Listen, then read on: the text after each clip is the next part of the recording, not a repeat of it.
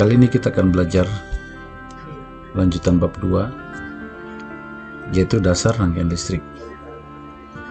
Sebelumnya kita sudah bicara pada bab 1, yaitu hubungan antara arus, tegangan, dan tahanan atau hambatan. Inti materi, kalian mampu menjelaskan cara menganalisis rangkaian listrik dasar. Tujuan inti materi yang pertama yaitu adalah kalian mampu mendefinisikan unsur penting dalam rangkaian listrik. Yang kedua adalah kalian mampu menerapkan hukum Ohm pada rangkaian listrik dasar. Yang ketiga, kalian mampu menghitung daya yang hilang pada rangkaian listrik dasar. Cara penilaian, kita akan tes seperti bab-bab sebelumnya. Rangkaian dasar pada rangkaian listrik itu adalah arus listrik dapat mengalir jika ada rangkaian listrik. Kita sudah bicara pada pendahuluan tentang jalur kontinu yang menjadi saluran aliran arus listrik. Jadi rangkaian listrik dasar itu adalah hubungan antara komponen dasar rangkaian listrik, yaitu sumber tegangan, beban, penghantar. Jadi ada komponen dasar rangkaian listrik, yaitu adalah sumber tegangan, penghantar, dan beban. Nah, dengan demikian arus listrik bisa mengalir pada suatu jalur kontinu.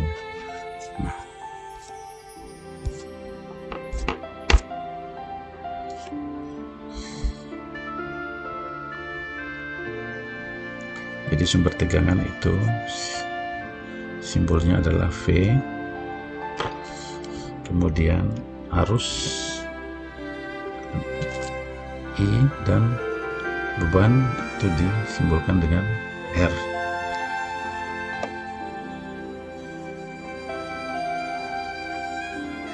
Hukum Ohm dari rangkaian listrik dasar tadi kita sudah bisa melihat bahwa ada hubungan antara tegangan, penghantar yang menghantarkan arus listrik sampai kepada beban, dan dia merupakan satu jalur listrik yang tidak terputus. Nah, hukum Ohm menyatakan bahwa arus listrik berbanding lurus dengan tegangan dan berbanding terbalik dengan tahanan. Ini harus diingat. Kita ulang lagi. Hukum Ohm adalah menyatakan bahwa arus listrik berbanding lurus dengan tegangan dan berbanding terbalik dengan tahanan. Baik. Rumus hukum Ohm yaitu adalah V sama dengan I dikalikan dengan R. V sama dengan I dikalikan dengan R. Sekarang gimana kalau kita ingin mengetahui arus? Berarti I adalah sama dengan V dibagi dengan R. Kalau kita ingin mengetahui R atau hambatan, R sama dengan V dibagi dengan I. V dibagi dengan I. Simbol satuan untuk V adalah volt, arus adalah ampere, dan tahanan adalah ohm. Contoh, ada suatu rangkaian listrik, ada sebuah sumber tegangan yang mensuplai tegangan 10 volt kepada beban, tahanan 10 ohm pada suatu jalur rangkaian listrik. Ini jalur rangkaian listrik ya, jalur rangkaian listrik.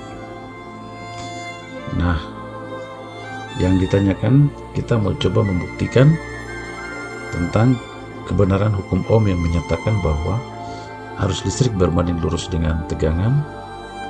Artinya bahwa jika tegangan semakin besar, maka arusnya akan semakin besar.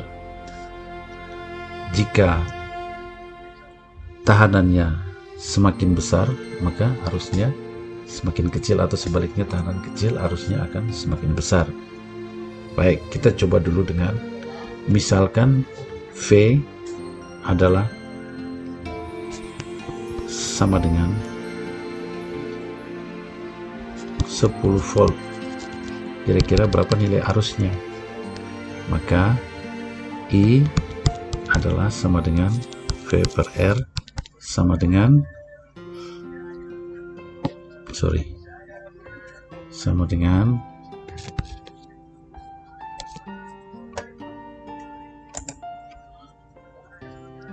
10 dibagi 10 sama dengan 1 ampere. Misalkan V kita naikkan menjadi 20 volt, maka I adalah sama dengan V dibagi R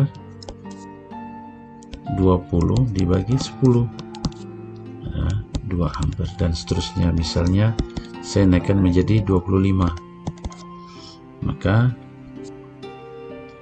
25 dibagi 10 2,5 ampere. Misalnya V saya naikkan jadi 30 volt, maka 30 dibagi 10 adalah 3 ampere. Di sini kita lihat semakin besar tegangan, maka arus semakin besar. V10 kita dapatnya 1 ampere. Saat V kita naikkan jadi 20 volt, maka arusnya adalah naik menjadi 2 ampere. Naikkan 25 dapat 2,5 ampere. Naikkan jadi 30, naiklah jadi 3 ampere. Nah, hal ini sesuai dengan ini kalian bisa lihat 10 20 dapat 2 ampere. Saat kita naikkan 25 volt menjadi 2,5. Nah, kesimpulannya apa ini? Kesimpulan adalah saat tegangan besar atau jika tegangan dinaikkan, maka arusnya akan semakin besar. Kalian bisa ngisi sendiri ya. Ini. Jika tegangan dinaikkan, maka arus akan semakin besar. Nah, sesuai dengan hukum Ohm yang menyatakan bahwa apa? Arus listrik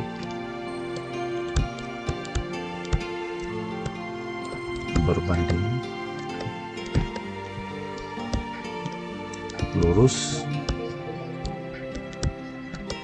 dengan tegangan. Oke, bisa dipahami? Kita akan coba membuat grafik hubungan antara arus dan tegangan.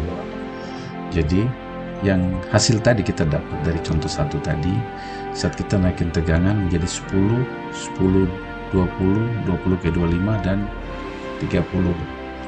Nah, cara membuat grafik kita harus buat yang sama dengan perbandingannya. Misalnya untuk yang sisi horizontal ini kita berikan untuk tegangan, sisi vertikal untuk arus I, ini adalah V. Nah, untuk buat grafik kita harus buat yang sama. Misalnya sini kita ambil misalnya ukuran yang sama, yaitu skala berapa, kan tegangan 10, 20, 30 dan seterusnya. Kita bisa ngambil di sini, bisa ini 10, 20 dan seterusnya, harus sama ya. 30. Begitu pula harus sama antar sini dan untuk yang vertikal. Kan kita dapat tadi arus 10 dapatnya 1, 20 dapatnya 2 ampere, dan seterusnya. Berarti ini kita anggap 1 harus sama 2, ini adalah 3. Nah tadi 25 di mana 25? Kan tegangan, untuk tegangan 10, 20 dan 25. 25 ada di antara sini ya. 25. Itu pula dengan tadi kita dapat 2,5 ampere dari 25, berarti di antara sini 2,5 kan di sini. Nah kita tinggal menghubungkan aja. 10 ketemunya 1 ampere. 20 dapatnya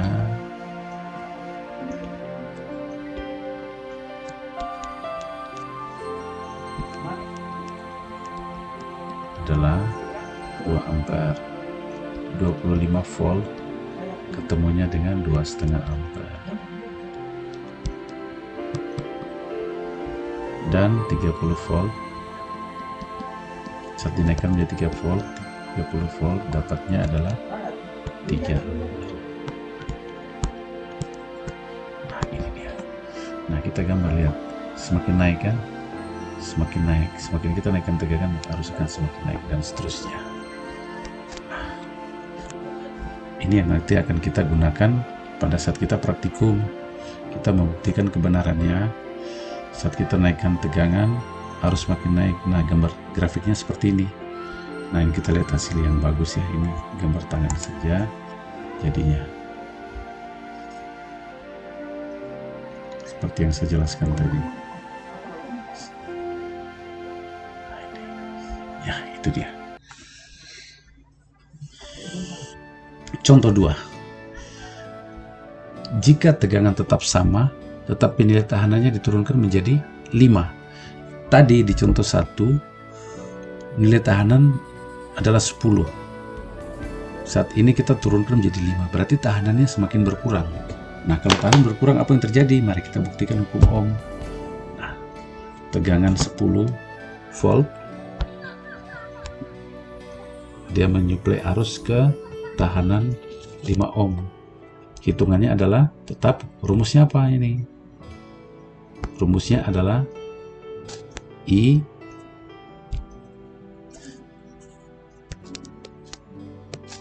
sama dengan V dibagi R. Nah, 10 dibagi 5 sama dengan berapa? 2 ampere. Mari kita bandingkan dengan tadi.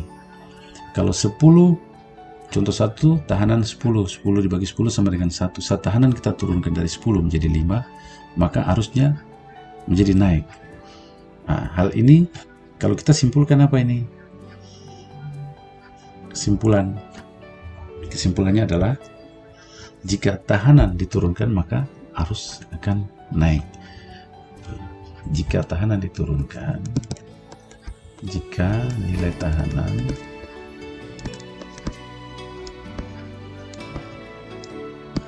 diturunkan atau kecil, maka arusnya akan semakin besar.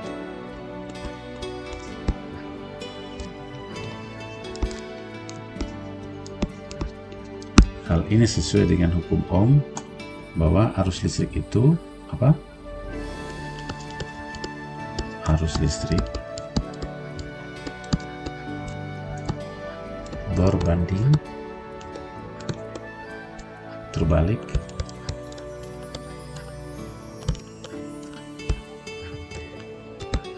dengan tahanan. Artinya begini, kalau tahanan besar arusnya kecil, kalau tahanan kecil arusnya besar, gitu saja, simpelnya seperti itu. Jadi poin pertama kita sudah belajar tentang hukum Ohm. Kemudian saat ini kita akan bicara tentang daya yang hilang pada rangkaian listrik dasar. Nah, tujuan adanya rangkaian listrik adalah untuk mengubah energi listrik menjadi energi bentuk lain. Baik kita akan melihat di sini, misal energi panas, plat panas ini pada setrika atau pada rice cooker, kemudian energi magnet pada motor listrik, kegunaan-kegunaannya ya, kemudian air kimia pada proses charge pada baterai atau pengisian pada baterai HP atau lain-lain. Nah, dasar rangkaian listrik yaitu adalah satu daya listrik, itu sumber energi seperti yang tadi kita bicara pada rangkaian listrik dasar tadi. Kemudian ada penghantar atau transfer energi yaitu konduktor atau penghantar. Ini saya rasa kita sudah bicara di bab 1 ya. Konduktor atau penghantar yaitu bahan yang baik untuk menghantarkan arus listrik.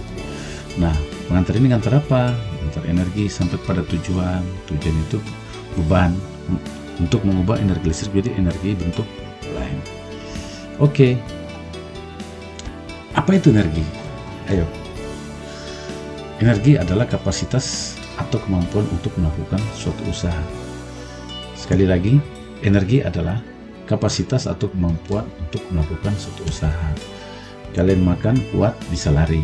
Kalau tidak makan, lapar, disuruh lari 100 meter kan tidak mungkin. Jadi energi adalah kapasitas atau kemampuan untuk melakukan suatu usaha. Contoh, kemampuan untuk menyalakan lampu. Ya, kemudian memanaskan rumah, heater ini daerah-daerah yang dingin ya. Atau mendingan ruangan menggunakan AC. Motor untuk menggerakkan konveyor ini kalau pada perusahaan-perusahaan besar ya, perusahaan tambang ya itu. Jadi sangat dibutuhkan dengan energi listrik. Nah, usaha adalah perubahan atau transformasi energi. Jadi suatu aktivitas dilakukan untuk mentransformasi atau melakukan suatu perubahan energi listrik. Usaha dilakukan. Contoh, energi listrik dirubah menjadi energi panas. Yang misalnya kita ingin menyetrika, jadi listrik sudah berubah menjadi panas. Energi listrik berubah menjadi mekanik dan seterusnya.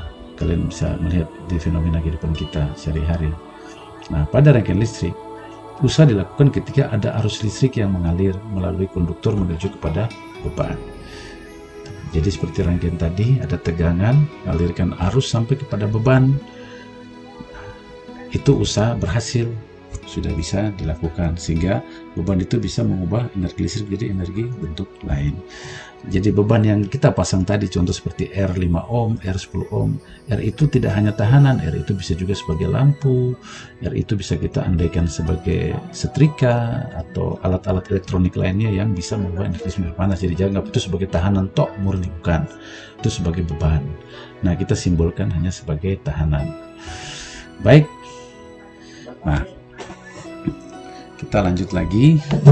Jadi usaha dilakukan, efek-efek yang terjadi pada arus listrik yang mengalir tentunya adalah timbul panas ketika usaha dilakukan. Sebagai contoh, kita lihat lampu kalau nyala sekitar ya setengah jam, saat kita pegang pasti lampunya panas, karena akan timbul panas jika ada usaha energi dilakukan untuk transformasi energi menjadi energi bentuk lain. Itu. Kali ini kita akan bicara tentang daya listrik. Apa itu daya listrik?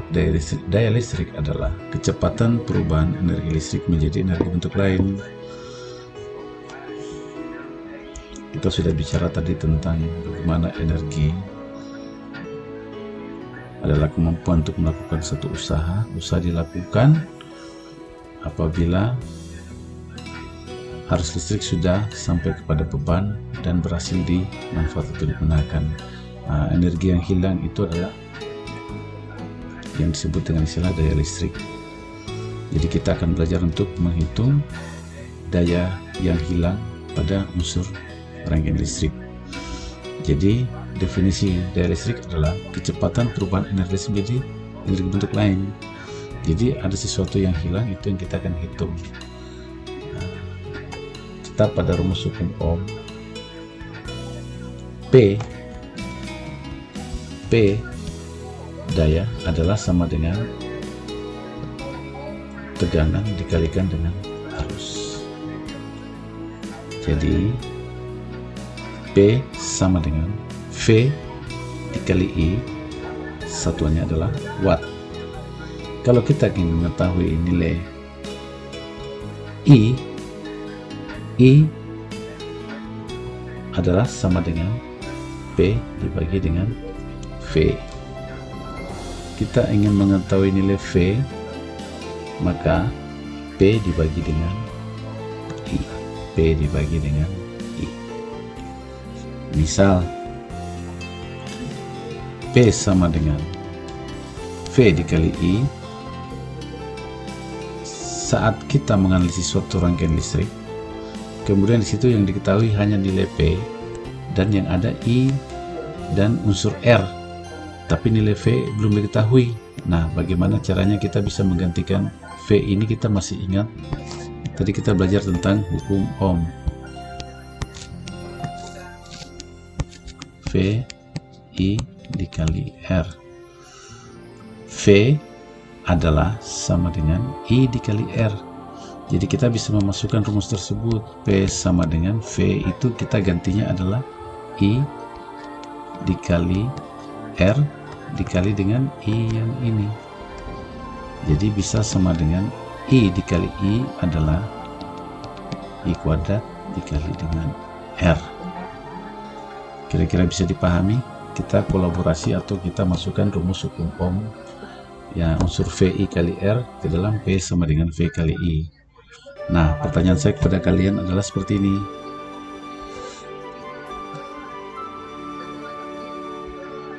Misal, jika kita ingin mencari nilai P untuk V dan R yang sudah diketahui, berarti I yang kita hilangkan, kira-kira gimana nih?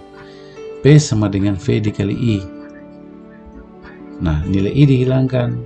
Kita masih ingat tadi Ohm lagi, kembali V I dikali R. Jadi sama dengan unsur I dihilangkan. I itu adalah sama dengan apa? I adalah sama dengan V dibagi R. Berarti V dikali I adalah V dibagi R. V dikali V, maka V kuadrat dibagi dengan R. P sama dengan V kuadrat dibagi R. Tuh. Ini bisa kita rubah-rubah rumus ini. Maka V kuadrat bisa sama dengan P dikali dengan R. Bisa juga V sama dengan akar P dikali R. Ini perubahan-perubahan rumus saja, kalian bisa belajar lebih jauh. Seperti itu. Ini kalau ini volt. Kalau ini kita bisa dapat masih watt. P sama dengan V kuadrat per R watt. Kalau kita ingin merubah dengan nilai V, maka akar P kali R. Intinya adalah bahwa kalau untuk mengetahui unsur listrik, tiga ada VIR, cukup kita sudah bisa mengetahui dua, bisa mencari satu. Misalnya nilai P, VI sudah ada dua, bisa mencari satu. Misalnya ini P, V kuadrat per R. Jadi misalnya nilai V belum diketahui, tapi P dan R sudah diketahui, kita bisa menemukan. Atau nilai P belum diketahui, V dan R bisa kita ketemukan, tapi satu sesuai dengan satuannya, gitu. Oke, sampai di sini kalian bisa ya. Total daya yang dipakai pada rangkaian dapat dihitung dengan cara kita menjumlahkan saja. Misalnya ada 3 hambatan, maka P total adalah sama dengan jumlah daya yang hilang pada hambatan 1, daya hilang pada hambatan 2, 3, kalau ada 4 dan seterusnya, maka saya sebagai PN.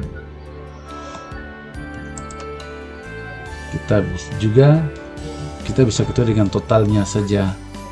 Kita bisa menghitung P total adalah sama dengan V total dikali I total. Cara yang sama bisa kita menjumlahkan, atau kita sudah bisa mengetahui, kalau kita sudah tahu nilai V totalnya berapa, I totalnya berapa, kita sudah bisa langsung mengetahui P total.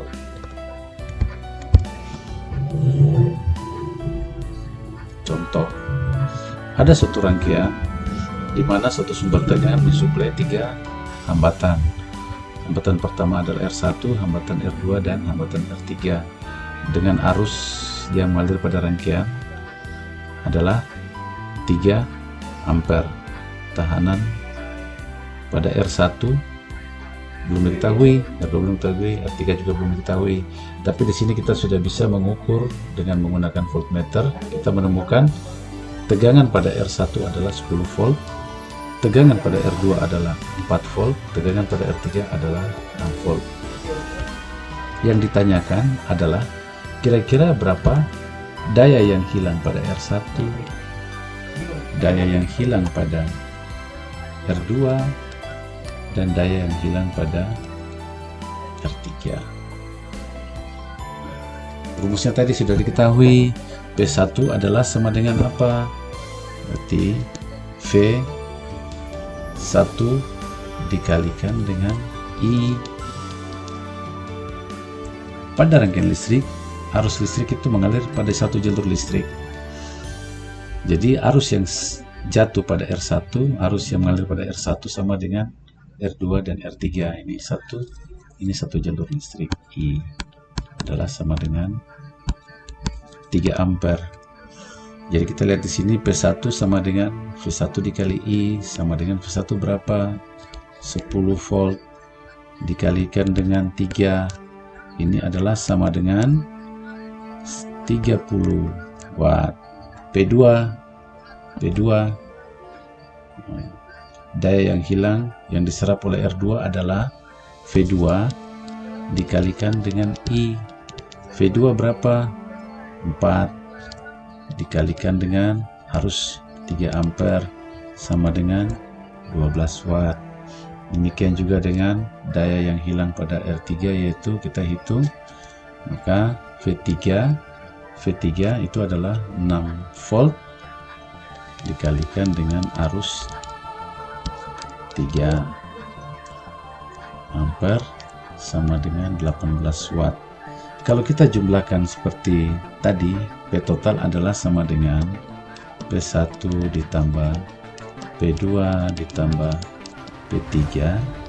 Kita jumlahkan saja, 30 ditambah 12 ditambah 18 sama dengan berapa? Ini sama dengan 60 watt. Demikian. Atau kita bisa, total kita sudah ketahui, V total adalah 20 volt, arus total adalah 3 ampere, berarti P total bisa juga sama dengan V total dikali I total. Jadi berapa? 20 dikali 3 sama saja kan? 60 watt. Sama. Jadi kalau hitungannya tidak sama ya dipertanyakan. Tidak ada yang salah hitung. Kalau begitu berapa besar nilai R1, R2, dan R3? Nilai tahanannya berapa? Ini jadi tugas buat kalian ya. Tolong dicoba-coba di rumah dengan menerapkan rumus hukum Ohm. Harus selalu ingat-ingat V I dikali R. Silakan bisa dipakai. Sudah bisa ya? Bisa ini R ya, V bagi I. Sudah bisa itu. Nah, dengan cara lain, dengan P yang diketahui. Nah, kalian bisa coba-coba sendiri. Nah, jadi kita rubah nilai I kita hilangkan untuk mendapatkan unsur R, biar kita bisa, atau P sudah diketahui, jadi kita bisa temukan nilai R. Kira-kira berapa ohm ini? R1, R2, R3. Tolong dicoba-coba di rumah. Nanti bisa di WA ke saya jika ada yang kurang atau belum jelas. Baik, sampai di sini pelajaran kita tentang dasar rangkaian listrik. Kalian sudah belajar tentang ohm maupun daya yang hilang pada rangkaian listrik. Selanjutnya nanti tugas saya akan kirimkan di WA, atau kalian bisa download dari learning kita. Setelah itu dijawab dan dikirim via email. Baik, terima kasih, tetap semangat. Salam.